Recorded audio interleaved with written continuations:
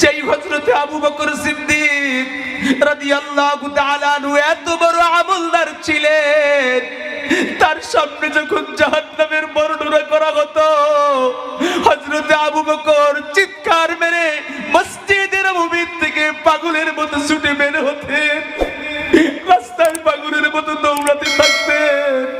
শেষ পর্যন্ত জঙ্গলের ভিতরে গিয়ে গাছগুলোর দিকে তাকাতে হযরতে আবু বকর সিদ্দিক রাদিয়াল্লাহু তাআলা আনহু গাছের পাতাগুলোর দিকে তাকিয়ে চিৎকার মেরে মেরে কাঁদতেন আর বলতেন, রে গাছের পাতা, তুই কত বড় ভাগ্যবান, তুই গাছের পাতা হিসেবে জন্ম নিয়েছিস, তোর কোনো হিসাব নাই।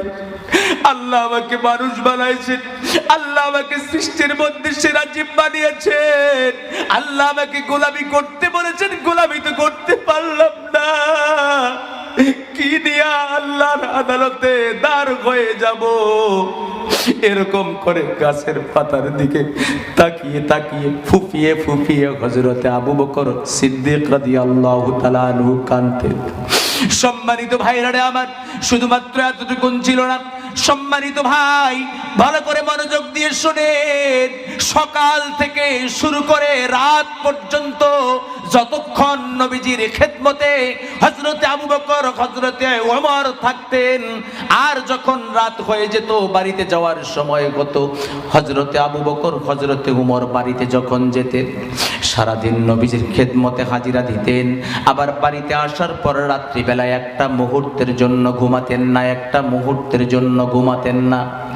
সম্মানিত ভাইরা আমার, একদিন গভীর রজনীতে আল্লাহর নবী জনাবে মুহাম্মদুর রাসূলুল্লাহ সাল্লাল্লাহু আলাইহি ওয়াসাল্লাম বাইরে পায়চারি করার জন্য বের হয়েছেন, নিজের উম্মতদের খোঁজ খবর নেওয়ার জন্য বাড়ির থেকে বের হয়েছেন। হাঁটতে হাঁটতে হযরতে আবু বকর সিদ্দিক রাদিয়াল্লাহু তাআলা আনহুর বাড়ি পর্যন্ত পৌঁছে গিয়েছেন। দূরের থেকে দেখতেছেন আবু বকর সিদ্দিক রাদিয়াল্লাহু তাআলা আনহুর ঘরের ভিতরে টিম টিম করে আলো জ্বলতেছে। হযরতে রাসূল করিম সাল্লাল্লাহু আলাইহি ওয়াসাল্লাম চিন্তা করলেন, আহারে রাত তো গভীর হয়ে গেছে, যেই সময় মানুষ ঘুমে একেবারে বিভোর, সেই সময় কেন আবু বকরের ঘরের ভিতরে টিম টিম করে আলো জ্বলে? আল্লাহর নবী এক কদম দু কদম করে হযরতে আবু বকর সিদ্দিক রাদিয়াল্লাহু তাআলা আনহুর ঘর পর্যন্ত পৌঁছে গেছেন। আবু বকরকে ডাকেন নাই, বাইরের থেকে বুঝতে পারলেন আবু বকর ঘুমায় নাই। আবু বকর অত্যন্ত সন্তর্পণে গোপনে গোপনে আল্লাহর ইবাদতে মগ্ন রয়েছেন। আল্লাহর কুদরতি কদমে কপালটা ঠেকায়া দিয়া আল্লাহর কদমে কাঁদতেছে। আল্লাহর নবী ডাকলেন না। হযরতে আবু বকর সিদ্দিক রাদিয়াল্লাহু তাআলা আনহুর ঘরের থেকে আবার রাস্তায় উঠলেন, আবার সামনের দিকে অগ্রসর হলেন। সামনের দিকে অগ্রসর হয়ে যাওয়ার পর এরপরে দেখতে পেলেন হযরতে ওমরের বাড়ি। আল্লাহর নবী আশ্চর্য হয়ে গেলেন, ওমরের ঘরের ভিতরেও টিম টিম করে আলো জ্বলে। আল্লাহর নবী এক কদম দু কদম করে সামনের দিকে অগ্রসর হয়ে তার কানের মধ্যে চিৎকারের আওয়াজ, চিৎকার করে কোরআনুল কারীম তেলাওয়াতের আওয়াজ চলে আসলো। আল্লাহর নবী দেখতে পেলেন হযরতে ওমর ইবনুল খাত্তাব রাদিয়াল্লাহু তাআলা আনহু চিৎকার করে করে তেলাওয়াত করে করে নামাজ আদায় করতেছেন। আল্লাহর নবী হযরতে ওমরকেও ডাকলেন না। নবীজি সেখান থেকে ফিরে আবার বাড়িতে চলে গেলেন। পরদিন ফজরের নামাজের পরে আল্লাহর নবী ঘোষণা দিলেন, আবু বকর ওমর তোমাদের দুইজন তাআলা আনহুকে ডাক দিয়ে বলেন, আবু বকর গত রাত গভীর রাতে আমি তোমার বাড়িতে গিয়েছিলাম, আমি গিয়ে দেখলাম তোমার ঘরের ভিতরে টিম টিম করে আলো জ্বলে। হযরতে আবু বকর বলেন, ইয়া রাসূলুল্লাহ কেন আপনি আমাকে ডাকলেন না? আল্লাহর নবী বললেন, তুমি দেখতেছিলাম তুমি অত্যন্ত গোপনে গোপনে ইবাদত করতেছিলে, এই জন্য ডিস্টার্ব করি নাই। কিন্তু আবু বকর তোমার কাছে একটা বিষয় জানতে খুব ইচ্ছা করে, তুমি এমন ভাবে ইবাদত করতেছিলে, এমন গোপনীয়তা রক্ষা করে অত্যন্ত গোপনে গোপনে ইবাদত করতেছিলে রে আবু বকর। তোমার গলার কোন রকমের আওয়াজ তো বাইরে পর্যন্ত কেউ টের পায় না, কেন তুমি এত গোপনে আমল করতেছিলে আমার একটু বলো। হযরতে আবু বকর কান্না শুরু করে দিয়েছেন। আল্লাহর নবীকে কেঁদে কেঁদে বললেন, ইয়া রাসূলুল্লাহ আমি তো আমল করেছি, দুনিয়ার কোনো মানুষ দেখুক এইটা আমি আবু বকর চাই নাই। আমি তো শুধুমাত্র চেয়েছি, আমি শুধুমাত্র চেয়েছি আমার আল্লাহ আমার আমলটা দেখুক, কিয়ামতের ময়দানে আল্লাহর আদালতে কি নিয়ে হাজিরা দেব। হযরতে আবু বকর বলেন, ইয়া রাসূলুল্লাহ, দুনিয়ার কোন মানুষকে দেখাবার জন্য আমি কিন্তু আমল করি নাই, আমি শুধুমাত্র আল্লাহকে দেখাবার জন্য করেছি। হযরতে আবু বকর সিদ্দিক রাদিয়াল্লাহু তাআলা আনহু থামলেন। এবারে হযরতে ওমরকে ডাক দিয়ে বললেন, ওমর, আমি আপনার বাড়িতেও গিয়েছিলাম, গিয়ে দেখলাম আপনার ঘরের ভিতরে টিম টিম করে আলো জ্বলে, আর আপনি চিল্লাইয়া চিল্লাইয়া কোরআনুল কারীম তেলাওয়াতের মাধ্যমে আমল করতেছেন। আপনি কেন এত রাতে এরকম চিল্লাইয়া চিল্লাইয়া কোরআনুল কারীম তেলাওয়াত করতেছিলেন? হযরত ওমর ইবনুল খাত্তাব রাদিয়াল্লাহু তাআলা আনহু ডাক দিয়ে বলেন, ইয়া রাসূলুল্লাহ, আমি জান্নাতে যাব, আমার আহল জান্নাতে যাবে না, তা হতে পারে না। আমি জান্নাতে যাব, আমার প্রতিবেশী জান্নাতে যাবে না, তা তো হতে পারে না। এই জন্য আমি জোরে জোরে চিল্লাইয়া চিল্লাইয়া তেলাওয়াত করেছি, যাতে করে আমার চিল্লানির আওয়াজ শুনে আমার প্রতিবেশীদের ঘুম ভেঙে যায়, তারাও যেন ইবাদত করতে পারে। আবার আহলদেরকে জাহান্নামের আগুন থেকে বাঁচাবার জন্য আমি চিল্লাইয়া চিল্লাইয়া কোরআনুল কারীম তেলাওয়াত করেছি, আমিও যাতে করে জান্নাতে যেতে পারি, আর আমার সঙ্গে আমার আহলরাও যেন জান্নাতে যেতে পারে। জোরে বলেন সুবহানাল্লাহ। সম্মানিত ভাইরারে আমার, শুধুমাত্র দুনিয়ার জিন্দেগিতে মৃত্যুবরণ করার সময় আল্লাহ পাক আযাব দেবেন, গজব দেবেন, মৃত্যুর যন্ত্রণা দেবেন। জোরে বলেন ঠিক কিনা? সম্মানিত ভাইরারে আমার, কবরের ভিতরে আল্লাহ রাব্বুল আলামিন আযাব দেবেন। কবর থেকে যখন আবার আল্লাহ পাক মানুষকে উঠাবেন, যেই কথা বলতেছিলাম রে আল্লাহর গোলাম, মনে আছে না নাই? ওই কঠিন কিয়ামতের ময়দানে আল্লাহর হাবিব কি বলেছেন শহীদদের মর্যাদা সম্পর্কে?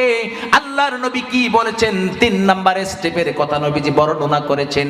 ওই কঠিন কিয়ামতের ময়দানে আল্লাহ রাব্বুল আলামিন 2 নাম্বার যেই স্টেপ আল্লাহর নবী বলেছেন, ওই কঠিন কিয়ামতের ময়দানে আল্লাহ রাব্বুল আলামিন শহীদদেরকে বিনা হিসাবে আল্লাহর জান্নাতের মেহমান বানায় দিবেন। জোরে বলেন সুবহানাল্লাহ। আল্লাহর নবীর সাহাবীরা জিজ্ঞেস করলেন, ইয়া রাসূলুল্লাহ, তারপর আল্লাহ রাব্বুল আলামিন শহীদের কি মর্যাদা দেবেন? আল্লাহর নবী বলেন, তৃতীয় স্টেপে যেই মর্যাদা দেওয়া হবে শহীদদের কারণে, শহীদদের বাপ মায়ের মর্যাদাকে আল্লাহ পাক বৃদ্ধি করে দিবেন। আল্লাহর নবী বলেছেন, এই দুনিয়ার জিন্দেগিতে 4 রকম সন্তানের বাপ মা যদি কেউ হতে পারে, 4 রকম সন্তানের কোনো এক রকম সন্তানের বাপ মা হওয়ার যোগ্যতা যদি অর্জন করতে পারে, কিয়ামতের ময়দানে ওই 4 রকম সন্তানের বাপ মায়েদের কোনো হিসাব গ্রহণ করা হবে না। আল্লাহর নবী বলেছেন, তাদেরকে অর্থাৎ তাদের বাপ মাদেরকে বিনা হিসাবে আল্লাহ রাব্বুল আলামিন জান্নাত দিয়ে দিবেন। জোরে বলেন সুবহানাল্লাহ। কয় রকম? 4 রকম সন্তান। এই 4 রকম সন্তানের কোনো এক রকম সন্তানের বাপ অথবা মা যদি হতে পারে, তাহলে আল্লাহর নবীর ওয়াদা মিথ্যা নাকি? নবী কি জীবনে কোনোদিন নিজের থেকে বানাইয়া একটা কথা বলেছেন? আল্লাহ পাকের অর্ডার ছাড়া তিনি একটি কথা তার জিন্দেগিতে বলেন নাই। এই যে ওহী আল্লাহ পাক নাজিল করেছেন, ওহী হলো 2 রকমের, একটা হচ্ছে জালি আর একটা হচ্ছে খাফি। এটা হলো জালি, প্রকাশ্য ওহী, ডিরেক্টলি আল্লাহ পাক কিতাবের মাধ্যমে আমাদেরকে কমপ্লিট কোড অফ লাইফ হিসেবে আমাদের জন্য প্রেরণ করেছেন। এর পরেও আরেকটা ওহী হচ্ছে খাফি, যেগুলো আল্লাহ পাক মাধ্যম দিয়ে প্রকাশ করাইছেন, আর মাধ্যমটা ছিলেন বিশ্বনবী সরকারে দু আলম জনাবে মুহাম্মদুর রাসূলুল্লাহ সাল্লাল্লাহু আলাইহি ওয়াসাল্লাম। সেই নবী হলেন এমন একজন নবী, life of this world and life of the hereafter, যিনি দুনিয়া এবং আখিরাতের সরল এবং সঠিক পথের তথা জান্নাতের পথের সন্ধান দিয়ে থাকেন। জোরে বলেন সুবহানাল্লাহ। সম্মানিত ভাইরা আমার, তিনি বলেছেন, নবীজি যে নিজের থেকে কোনোদিন কোনো কথা বলেন নাই, তার উজ্জ্বল এক একটা দৃষ্টান্ত, উজ্জ্বল একটা প্রমাণ আল্লাহ পাক কোরআনুল কারীমের ভিতরে বলেছেন যে ওয়ালাউ তাকাওয়ালা আলাইনা বাদাল আকাবিল। নবীজি নিজের থেকে একটি কথাও বলেন নাই যতক্ষণ পর্যন্ত আমি আল্লাহ পাক তাকে বলতে নির্দেশ দেই নাই। তার মানে আমি আল্লাহ আমার নবীকে যখন যে সময়ে যতটুকুন কথা বলার নির্দেশ দিয়েছি তখন সেই সময়ে ততটুকুন কথাই তার জবান থেকে বের করেছেন। জোরে বলেন সুবহানাল্লাহ। সেই নবী বলছেন 4 রকমের কোন এক রকমের সন্তানের বাপ অথবা মা হওয়ার যোগ্যতা আপনি যদি অর্জন করতে পারেন তো আল্লাহর নবী বলেছেন বিনা হিসাবে ওই বাপ মাকে আল্লাহ পাক জান্নাতের মেহমান বানিয়ে দিবেন। আল্লাহর নবীর সাহাবীরা জিজ্ঞেস করলেন ইয়া রাসূলুল্লাহ এই 4 রকম সন্তানের প্রথম সন্তান কোন সন্তান? কোন সন্তানের বাপ মা হতে পারলে বিনা হিসাবে বাপ মাকে আল্লাহর জান্নাত দেওয়া হবে? আল্লাহর নবী বলেন সর্বপ্রথম ওই সন্তানের বাপ মায়ের কোনো হিসাব গ্রহণ করা হবে না যেই সন্তান দুনিয়ার জিন্দেগিতে শাহাদাতের মর্যাদা লাভ করতে পেরেছে। জোরে বলেন সুবহানাল্লাহ। প্রথম কোন সন্তান? শাহাদাত বরণ করেছেন, শহীদ হয়েছেন সন্তান, শহীদ হয়েছে তো বাপ মায়ের কপাল খুলে গেছে। আল্লাহর নবী বলেছেন বিনা হিসেবে আল্লাহর জান্নাতি ওই শহীদের বাপ এবং মা। 2 নাম্বার কোন সন্তানের বাপ মা? আল্লাহর নবীকে জিজ্ঞেস করা হলো ইয়া রাসূলুল্লাহ দ্বিতীয় নাম্বার কোন সন্তানের বাপ মা হতে পারলে বিনা হিসেবে জান্নাত? নবীজি বলছেন যেই বাপ মা পার্থিব জগতের ভিতরে তার একটা সন্তানকে হাফেজে কোরআন বানাতে পেরেছে। সুবহানাল্লাহ। কালকে বলিয়েন ভাই, না আজকে বলিয়েন না, আস্তে বলেন সুবহানাল্লাহ। নবীজি বলছেন আমার কথা না, যেই বাপ মা তার সন্তানকে হাফেজে কোরআন বানাইতে পেরেছে, হক্কানি আলেম বানাতে পেরেছে, এই হাফেজে কোরআনের বাপ মা, হক্কানি আলেমের বাপ মায়ের কোনো হিসাব কিয়ামতের ময়দানে আল্লাহ পাক গ্রহণ করবেন না। এই হাফেজে কোরআনের বাপ মা অথবা আলেম দ্বীন হক্কানি আলেমের বাপ মাকে আল্লাহ পাক কিয়ামতের ময়দানে বলবেন ও বান্দা ও বান্দি যাও তোমার ছেলেকে তুমি হাফেজে কোরআন বানাইছিলে, তোমার সন্তানকে তুমি হক্কানি আলেম বানাতে পেরেছিলে, এই জন্য আমি আল্লাহ পাক আজকের এই কঠিন ময়দানে তোমাদের কোনো হিসাব নেব না, যাও বিনা হিসেবে জান্নাত চলে যাও। 3 নাম্বার কোন সন্তান? নাবালেগ সন্তান যদি মৃত্যুবরণ করে। কোন সন্তান? নাবালেগ সন্তান, অর্থাৎ হয় সন্তানটা মৃত অবস্থায় জন্মগ্রহণ করেছে, নয়তো জন্ম নিয়ে মৃত্যুবরণ করেছে, নয়তোবা বালেগ হওয়ার আগেই মৃত্যুবরণ করেছে। তার মানে নাবালেগ সন্তান। নাবালেগ সন্তান যদি কোনো বাপ মায়ের ঘরে মৃত্যুবরণ করে তার জন্য কপাল খুলে যায়, তার জন্য জান্নাতের রাস্তা প্রসাদিত হয়ে যায়। আল্লাহর নবী বলেছেন এরকম নাবালেগ সন্তান কারো যদি মারা যায় তার হাউমাউ করে কান্নাকাটির কোনো কারণ নেই, বরং খুশি হওয়া দরকার। নবী বলছেন তার খুশি হওয়া প্রয়োজন। ওই সন্তানটার কারণেই ওই বাপ মা বিনা হিসাবে কিয়ামতের ময়দানে আল্লাহর জান্নাতের পুরস্কারে পুরস্কৃত হবে। 4 নাম্বার কোন সন্তান? 4 নাম্বার কোন সন্তান জানেননি? প্রতিবন্ধী সন্তান। যদি কারো ঘরে প্রতিবন্ধী সন্তান থাকে, প্রতিবন্ধী সন্তানদের নিয়ে চলাফেরা করাটা কষ্টকর একটু, ঠিক কি না? প্রতিবন্ধী সন্তান মানে এটা আলাদা একটা ঝামেলা অনেকেই মনে করে, কিন্তু আল্লাহর নবী বলছেন তোমার ঘরে প্রতিবন্ধী সন্তান জন্মগ্রহণ করেছে, তুমি খুশি হও, কিয়ামতের ময়দানে এই প্রতিবন্ধী সন্তানটাই তোমার এবং তোমার ওয়াইফের জান্নাতে যাওয়ার একমাত্র কারণ হবে। সুবহানাল্লাহ। সম্মানিত ভাইরা আমার, সর্বশেষ আমি আরেকটা কথা বলতে চাই, সেটা হচ্ছে যে আল্লাহ পাক যে আপনাকে আমাকে বানিয়েছেন, আমি যে আয়াত তেলাওয়াত করেছিলাম ইয়া আইয়ুহাল্লাযীনা আমানুত্তাকুল্লাহ ওয়াবতাগু ইলাইহিল ওয়াসিলা, ওয়াবতাগু ইলাইহিল ওয়াসিলা কিছু বলেছি। এই যে আল্লাহ পাক মুমিনদেরকে যে বলেছেন, এই মুমিন আমরা তো সবাই মুমিন, প্রথমেই আমরা স্বীকৃতি দিয়েছি। জোরে বলেন ঠিক কিনা? আমরা নিজেদেরকে মুমিন হিসেবে দাবি করি। মুমিন অবশ্যই আমরা মুমিন। আমাদের ভিতরে আল্লাহর উপর পূর্ণাঙ্গ আস্থা আছে না নাই? আমাদের কাছে আল্লাহর উপর পূর্ণাঙ্গ আস্থা আছে না নাই? বিশ্বাস আছে না নাই? আল্লাহর উপরে বিশ্বাস থাকলে মানে একত্ববাদের উপরে, লা ইলাহা ইল্লাল্লাহ এর উপরে যদি কারো বিশ্বাস থাকে, ইয়াকিন থাকে, অবশ্যই সে ব্যক্তিটা মুমিন। সে ছোট্ট হোক আর বড় ঈমানদার হোক, ঈমান নামক দৌলত বড় দৌলতের মালিক হোক কিংবা ঈমান নামক ছোট্ট দৌলতের মালিক হোক না কেন, ঈমান তো অবশ্যই আছে। জোরে বলেন ঠিক কিনা? আল্লাহ পাক একটা মুমিনকেও জাহান্নামে রাখবেন না। সুবহানাল্লাহ বলবেন না? আল্লাহ পাক কি দয়াবান, আল্লাহ পাক একটা মুমিনকেও জাহান্নামে রাখবেন না। আল্লাহ পাক কেমনে মাফ করবেন জানেন? আসলে এই আলোচনা করতে গেলে তো অনেক সময়ের প্রয়োজন। আল্লাহ পাক কেমনে মাফ করবেন আপনাকে আমাকে? একটু চিন্তা করেছি?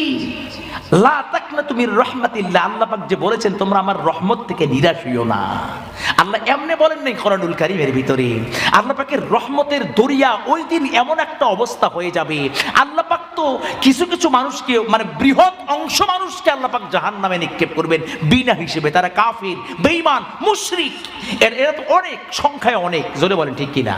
আজকে পৃথিবীতে আপনি হিসাব করেন, বর্তমান সময়ে পৃথিবীতে যতগুলো মানুষ রয়েছে প্রায় 100 কত কোটি? 100 কত কোটি? 100 কত কোটি না 200 কত কোটি, যাই হোক আমার মনে নেই এই মুহূর্তে। যতগুলো মানুষ রয়েছে তন্মধ্যে ইসলাম ধর্মের অনুসারী মাত্র 2 থেকে 3%। কয় পার্সেন্ট? 2 থেকে 3%, 2 থেকে 3 ভাগ মাত্র মুসলমান। আচ্ছা এতগুলো 3 ভাগে ধরলাম, তাহলে 100 জনের ভিতরে 3 জন হলো মুসলমান, বাকি 97 জন তো বেঈমান।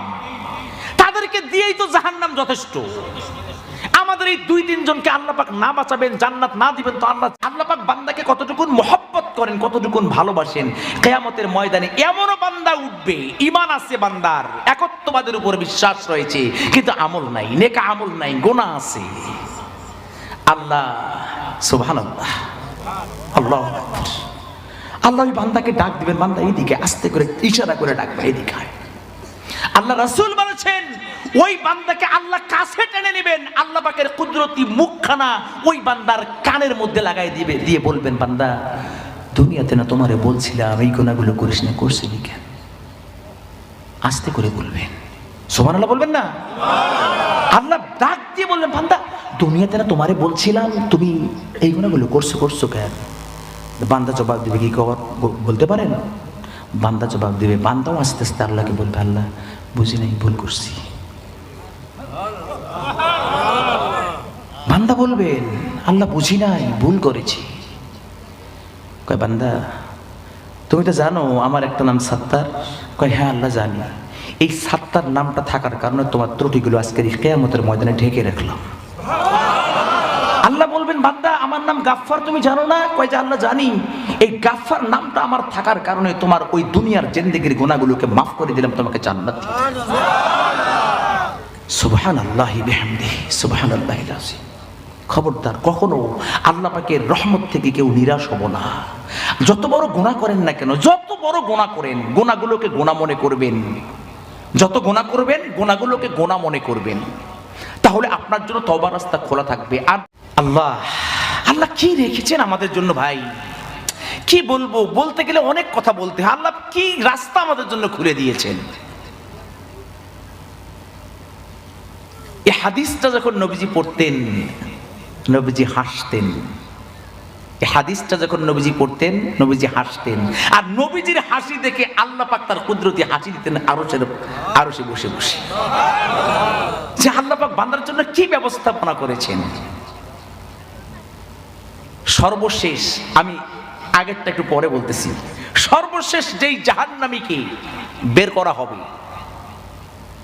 জাহান্নামে আছে সর্বশেষ কালিমাওয়ালা, কালিমার উপর বিশ্বাস রাখনেওয়ালা যে কয়জন আছে, আল্লাহ দেখতে পাবেন যে আমার একত্ববাদের উপর বিশ্বাসী বান্দা গোলাম জাহান্নামে দেখা যায়। আল্লাহ ফেরেশতাকে বলবেন ফেরেশতা এই বান্দাগুলোকে জাহান্নামের দরওয়াজার কাছে নিয়ে আয় না, তোর কষ্ট হচ্ছে তো। সুবহানাল্লাহ বলবেন না? জাহান্নামের দরওয়াজার কাছে নিয়ে আয়। ওইদিকে ফেরেশতারা নিয়ে আসবেন। আল্লাহ পাক জান্নাতের দরওয়াজার সামনে একটা সুন্দর মানে ছায়াদার একটা বৃক্ষ বানাবেন, একটা গাছ বানাবেন। আল্লাহ বলবেন যখন দরজার কাছে নিয়ে আসা হবে, আল্লাহ বলবেন বান্দা তোর কিছু চাওয়ার আছে নাকি আমার কাছে? তুই তো আমার একত্ববাদে বিশ্বাসী বান্দা, এই জন্য তোরা জিজ্ঞেস করতেছি তোর কি কিছু চাওয়ার আছে, আমার কাছে কিছু চাবি? কয় যে আল্লাহ কি চাবো, আমি তোমার নাফরমান বান্দা, তোমার হুকুম মানি নাই, চাইতে লজ্জা লাগে আল্লাহ। তবে একটা জিনিস চাইতাম আল্লাহ, তুমি যদি একটু আমাকে এই জাহান্নাম থেকে বের করে এই গাছটার নিচে একটু বসায় রাখতে, এতে মনে একটু আরাম পাইতাম, শান্তি পাইতাম। আল্লাহ ফেরেশতাকে বলবে আরে জাহান্নাম থেকে এদের বের কর, ওই গাছের নিচে বসা। বসাইয়া আল্লাহ পাক চলে যাবেন, চলে গিয়ে আবার জান্নাতের দরওয়াজার সামনে আল্লাহ পাক আরেকটা গাছ লাগাবেন। আল্লাহ নবী বলতেছেন জান্নাতের দরওয়াজার সামনে আরেকটা গাছ লাগাবেন। লাগার পরে আল্লাহ পাক আবার ওই বান্দার কাছে আসবে, বান্দা ভালো লাগতেছে এখন? কয় আল্লাহ ওই জাহান্নামের আগুনের যে তাপটা আছে না, এটা সহ্য করতে পারতেছি না আল্লাহ। কয় চাও, কিছু চাবে নাকি? কয় যে আল্লাহ তোমার জাত, তোমার ইজ্জতের কসম, আমি আর চাবো না, আমাকে যদি শুধুমাত্র এই গাছটার থেকে সরাইয়া ওই জান্নাতের দরজার সামনে যে গাছটা আছে ওই গাছটা একটু আশ্রয় দাও, তোমার কাছে আর কিচ্ছু চাওয়ার নেই। আল্লাহ বলবেন ফেরেশতা এই বান্দাগুলোরে নিয়ে যা।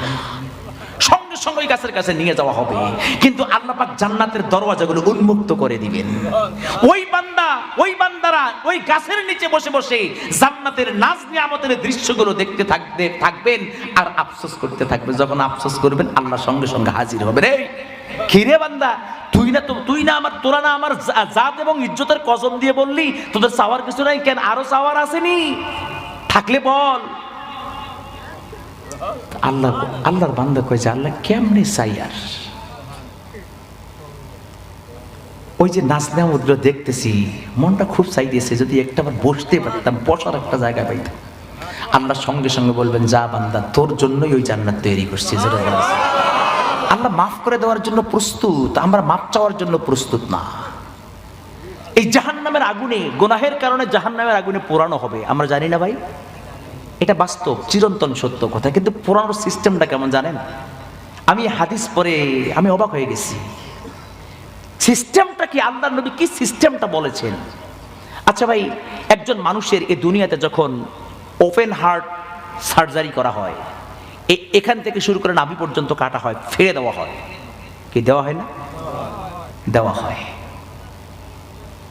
আচ্ছা ওই রোগী কি বলতে পারে যে তার বুকটা চিরে দেওয়া হয়েছে? কেন? অজ্ঞান করে দেওয়া হয়, জ্ঞান থাকে না, তার কোনো কিচ্ছু থাকে না, কি হচ্ছে দুনিয়াতে কিছু বুঝতে পারে না। একজন মানুষের পেটে অপারেশন করবে বলা হয়, একজন মানুষের মানে পায়ের একটা গোশত, এক পায়ের গোশত আরেক পায়ে লাগাই দেওয়া হবে, রোগী কি বলতে পারে? বলতে পারে না। আল্লাহ নবী বলেন কিয়ামতের ময়দানে যারা জাহান্নামে শাস্তি ভোগ করবে তাদেরকে আল্লাহ পাক কিয়ামতের ময়দানে এরকম অজ্ঞান করে দিবেন। জোরে বলেন সুবহানাল্লাহ। বান্দা সাজা ভোগ করবে কিন্তু বান্দা টের পাবে না। সুবহানাল্লাহ, আস্তে করে বলেন ভাই, সুবহানাল্লাহ আস্তে করে বলেন। বান্দা জাহান্নামে সাজা ভোগ করবে, আগুনে পুড়ে ছারখার হয়ে যাবে, কিন্তু বান্দা একটা মুহূর্তের জন্য টের পাবে না। যখন বান্দাকে জাহান্নাম থেকে বের করা হবে তখন আল্লাহ পাক তার জ্ঞান ফিরাই দিবেন।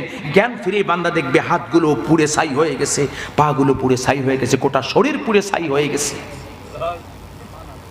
আল্লাহ বলবে বান্দা এটা তুই বুঝবি না, তোর জন্য জাহান্নামে কিছুদিন তোর জন্য মানে সাজার ব্যবস্থাপনা করেছিলাম, কিন্তু তুই কষ্ট পাবি যে তোর অজ্ঞান করে জাহান্নামে ফেলাইছি, জাহান্নামের সাজা ভোগ করানোর পর নির্দিষ্ট সময় তোর জাহান্নাম থেকে বের করাইছি। আল্লাহ পাক মানে ওই হাউজে কাউসারের পানি দিয়ে বান্দাকে গোসল করাই দিবেন। গোসল করাই দিয়ে আল্লাহ পাক নতুন চামড়ার পয়দা করে দিবেন। সুদর্শন সুঠাম দেহের এক একজন পুরুষকে সুপুরুষ হিসাবে, একজন নারীকে সুন্দরী যুবতী হিসাবে তৈরি করে আল্লাহ পাক এই সুন্দর দেহ দিয়া আল্লাহ পাক তাদেরকে জান্নাত দিয়ে দিবেন। জোরে বলেন সুবহানাল্লাহ। আল্লাহর কোন অনুগ্রহকে আমরা মানে অস্বীকার করব বলেন? আল্লাহ পাক বান্দাকে মাফ করে দেওয়ার জন্য সদা সর্বদা বান্দাকে মাফ করে দেওয়ার জন্য প্রস্তুত। সম্মানিত ভাইরা আমার, শুধু আমলের প্রয়োজন। জোরে বলেন ঠিক কিনা? আমরা ছোটখাটো যেগুলো আমল করি, এই ছোট্টখাটো আমলটাই ওয়াবতাগু ইলাইহিল ওসিলা, আপনার আমার জন্য জান্নাত যাওয়ার ওসিলা হতে পারে। ঈমান যদি থাকে, প্রথম শর্ত ঈমান থাকতে হবে। ঈমান যদি আপনার আমার ভিতরে থাকে, এটা যদি একেবারে সামান্য থেকে সামান্যতম পরিমাণও হয়, এরকম ঈমান থাকলেও আল্লাহ পাক ছোট্ট একটা আমলের কারণে আল্লাহ পাক সেটাকে বললাম না, আল্লাহ পাক সেদিন ইন্তজাম করবেন কোন বান্দাকে আল্লাহ পাক মানে আল্লাহর নবী বলছেন যে মনে হয় যেন আল্লাহ পাক ব্যস্ত হয়ে পড়বেন, কেমনে করে আমার কোন একত্ববাদের কোন বান্দাকে মাফ করে জান্নাত দেওয়া যায়। নবী বলছেন, আমার কথা না। এই জন্য ওসিলা খুঁজতে হবে ভাই, ওসিলা খুঁজতে হবে, ওসিলা তালাশ করতে হবে যে আল্লাহ পাক যেন আমাকে এই ওসিলা মাফ করে দেয়। আজকে এরকম একটা ওসিলা আমরা কি প্রতিষ্ঠিত করতে পারি না ভাই? এরকম একটা ওসিলা আমরা কি প্রতিষ্ঠিত করতে পারি না? এরকম একটা ওসিলা। এই যে পৃথিবীতে সবচেয়ে দামি ঘর কোন ঘর? বলেন বলেন বলেন বলেন, জোরে বলেন। মসজিদ। তার নিচে নিচে কোন ঘর? মাদ্রাসা।